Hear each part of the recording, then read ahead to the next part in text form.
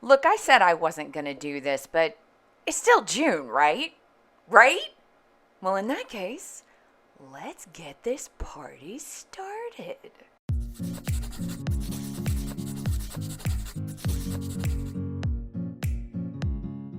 So I started by preparing my pony and making a terrible mistake.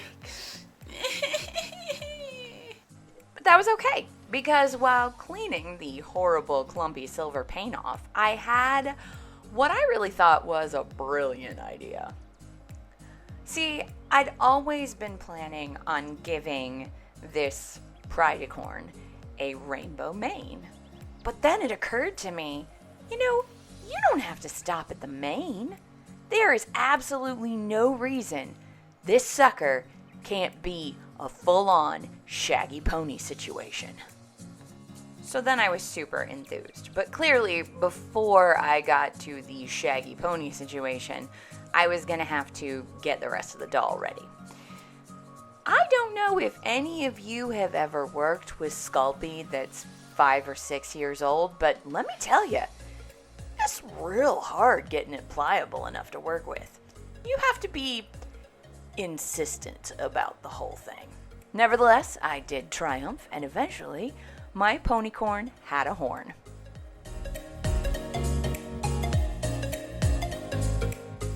Now, sensible people, when sculpting a horn for a My Little Pony that they picked up from a thrift store and are subsequently repainting, will do something very simple. They will take the pony's head and turn it forward, because that gives you a nice, even body that you can line everything up with. That's what sensible people will do. As you are no doubt aware, since you are watching this video, it's not what I would do, because, let's be real, I have never been accused of being sensible. Still, I did successfully manage to get a nicely curved horn on there, so I guess it all worked out in the end. So, after the horn had been very carefully popped off, and then baked, and then glued back on, I coated it with some basic white acrylic. I did want it to be shimmery and shiny, but we needed a nice solid coat of white to put that shimmer and shine on top of, so I started there. While that was drying, I went ahead in with some light-colored watercolor pencils and started sketching out the eye shape. I have a really hard time getting the eyes even on ponies, probably because they've got a bifurcated gaze, so you can't actually look at both eyes at the same time to make sure that they're lining up evenly. But I flipped it back and forth and tried to pay close attention, and in the end, I feel like I probably didn't do too terrible of a job. Then I popped out my gouache. I did want to use a decent amount of watercolor pencil on the eyes, but I don't have a whole lot of luck getting my watercolor pencils laid down in heavy enough layers that you can see them really well when they are starting off on a dark surface like this teal base that I have on the pony's upper body.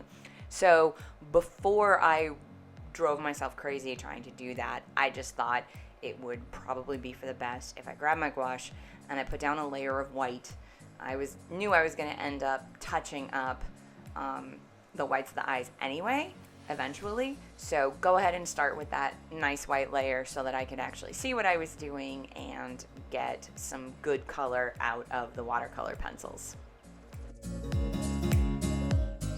Once that was all dry, I got down to the very serious business of picking out my eye colors and going to town on this nice, tiny little white canvas I had given myself.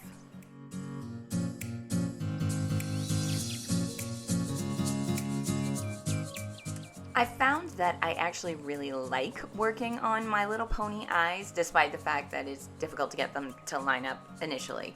But the thing about them is that they're so big.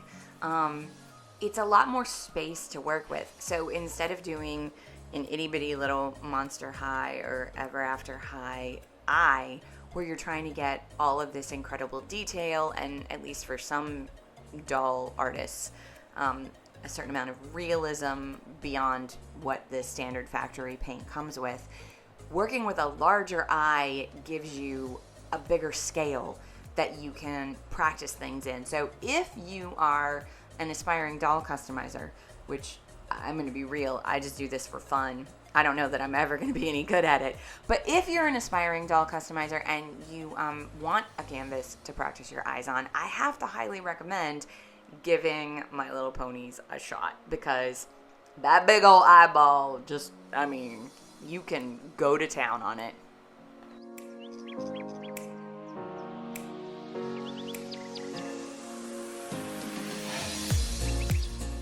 I layered 3 or 4 colors of blue in the eye, and it was a new experience, and I actually really enjoyed it. I've done some doll face-ups where I ended up using gouache and blending some colors together, but the watercolor pencils, it's a completely different experience. I'm much better controlling a pencil than I am controlling a tiny paintbrush. So with a fine enough tip, I could get a lot of sort of color differentiation. Some of those details, like radial lines coming out across the iris, that some of the doll customizers that I really like do. And I was pretty pleased overall with how this ended up. I mean, it's not a masterpiece, but I liked it. And I thought, compared to some of my previous doll repaints, it didn't go so bad.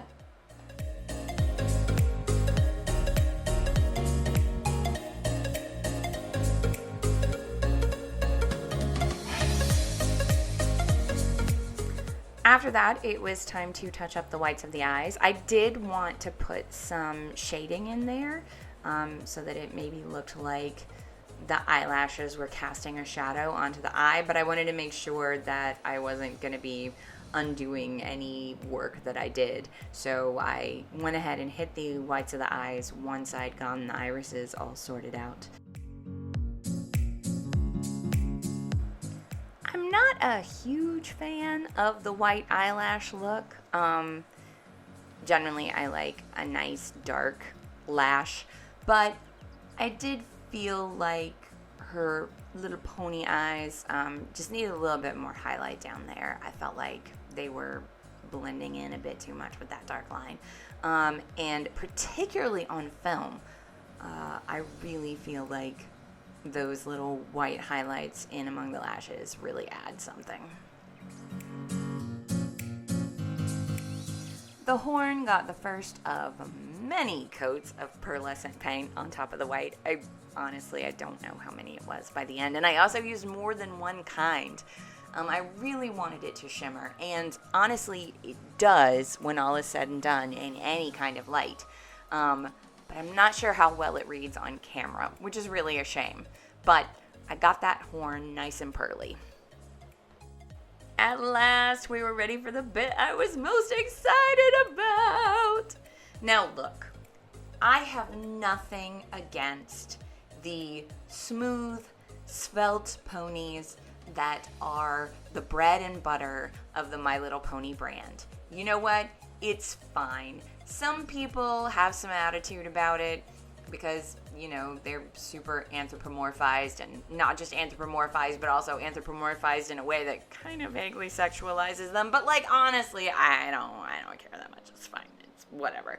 I just have too many things to actually care about. I can't care about the stylization of the ponies in what is overall an excellent children's series, because they have some beautiful, wonderful messages, including the fact that no matter what your cutie mark is, you have to be who you are on the inside. So, ponies and pride just go together.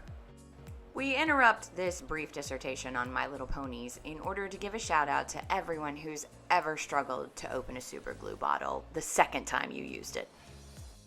Anyway, while you watch me attaching the tail, I'm going to keep going with what I was saying, which is, I'm nothing against the normal svelte ponies, but come on. Like, you know, there's so many kinds of equine creatures in the world, and some of them are kind of thick. And not only that, some of them are kind of shaggy. Like, give me that big old pot-bellied, hairy pony. I want to see some happy, joyful representation of that pony. So that's what I'm doing. Now, does it end up looking a little bit like a Mexican piñata when I'm done? Yes. But there's nothing wrong with a pony looking like a Mexican piñata, if that's what the pony wants to look like. I made the very front of the mane white, as well as the tail, just to make sure that they would stand out against all that rainbow. And then, because I was fully committed to the shaggy pony idea, I made some flocking out of the extra bits of white, and I got to work giving my little Predicorn a fuzzy wuzzy face.